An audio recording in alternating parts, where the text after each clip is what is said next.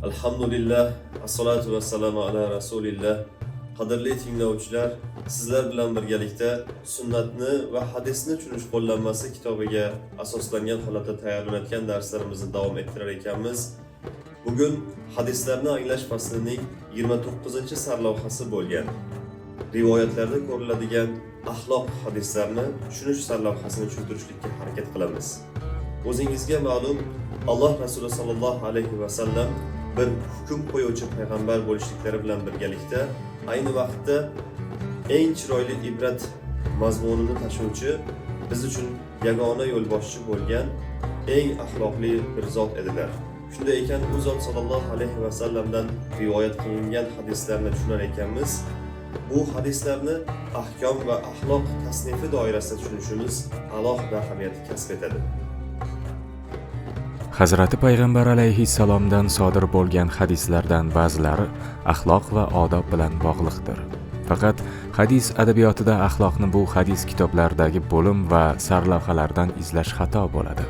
Chunki Hazrati Payg'ambar alayhissalomdan keyin yuzaga kelgan bu asarlarning tasnifchilari axloq borasida har qanday bir tamoyil, ajrimga bormasdan, hech qanday bir mohiyat ta'qib qilmasdan Hazrati Payg'ambar alayhissalomga kelgan har bir narsani axloq sifatida qabul qilganlar.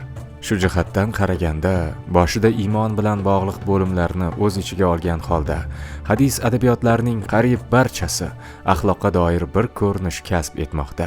Shu bilan birga, hadis adabiyotida aynan axloqqa va axloqiy mavzularga ajratilgan bob, bo'lim va mustaqil kitoblarning borligi ham bir haqiqatdir. Buxoriyning Adab al-Mufrad nomli asari, Muslimning Sahihidagi Kitobul Adab bo'limi va Imom Molikning Muvattasidagi Husnul axloq fasli bu turkum asarlar orasida diqqatga sazovor ilk namunalardandir.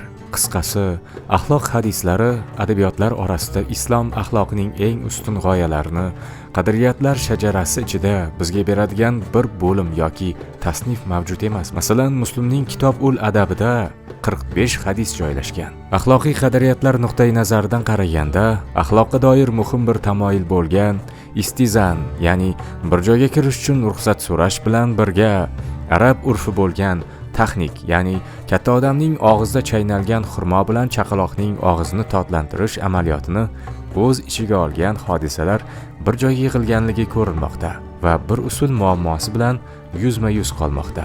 Bu holat aytilayotgan hadis rivoyatlariga ham ma'lum sifatda qarash kerakligini bildirib, hadislarni to'g'ri tushunishga yordam beradigan qadriyatlarni kashf qilish imkonini beruvchi yangicha o'qishlarga ehtiyoj borligini ko'rsatyapti.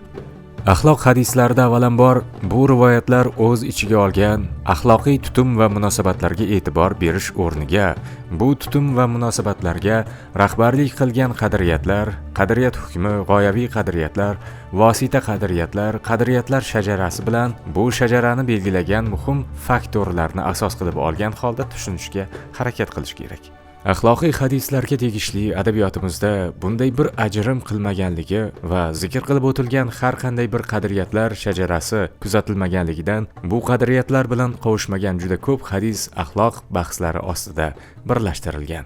Masalan, hadis rivoyatlarida 50 ga yaqin salbiy xatti-harakatlar va inson tipining la'natlanganligi ifoda qilingan. Ichkilik ichgan, soch turmagi taqqan, qizitilgan temir bilan hayvonlarga tamg'a urgan, badanga naqsh urgan va urdirgan, Lut qavmining amalini bajargan, o'likning ortidan faryod fig'on qilgan, ko'zi ojiz bir odamni yo'ldan adashtirgan, biror jonzotni nishon ostiga olgan, o'zini otasidan boshqaga nisbat qilgan, pora bergan va olgan, foiz yegan va yedirgan, ota-onasiga la'nat aytgan, foydakashlik qilgan, dala yerlarini, chegaralarini o'zgartirgan va majlis halqasini o'rtasida o'tirgan kishilar hadislarda la'natlanganlar.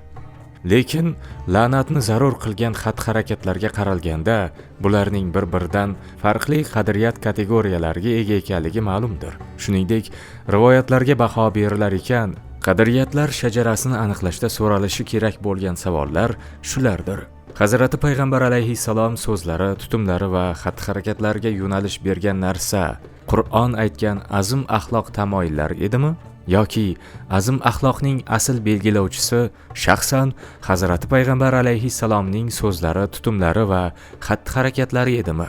Boshqacha qilib aytganda, Hazrati Payg'ambar alayhissalomning tutumlari bilan xatti-harakatlarini axloq belgilagan edimi? Yoki Hazrati Payg'ambar alayhissalomning xatti-harakatlari axloqni belgilab berganmi?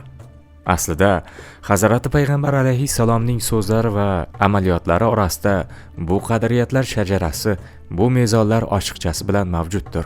Avvalroq zikr qilinganidek, risolatni umumiy universal bir nizom sifatida qo'limizga olganimizda, risolat faqatgina axloqiy xatti-harakatlar namunasi emas, balki u xatti-harakatlarning axloqiylashtirgan qadriyatlar majmuasidir.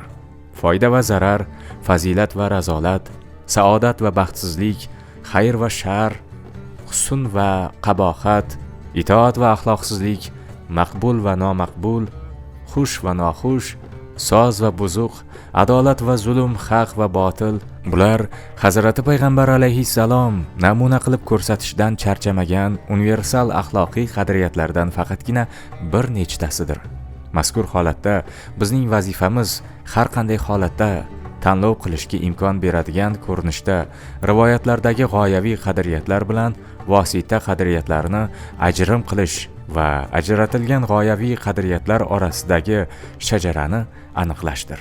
Buni aniqlashni amalga oshirish uchun hadislarning har bir harfiga, har bir ishorasiga qiymat bergan ahkomiy usul bilan o'qish o'rniga hadislarni yana ham qamrovli bir shaklda axloq qadriyat bog'liqlarini o'rnatadigan usul bilan o'qiy olish, rivoyatning axloqiy bir qiymat ifoda etgan ma'nosini tushunishga urinish, hadislardan axloqiy qadriyat chiqarish kerakdir. Aks holda, aybsiz bir kishini o'ldirishdan hayiqmaydigan bir odamning suvni o'tirgan holda uch qultumdan ichishga o'xshagan nomuvofiqliklarga tushib qolish hech gap emas.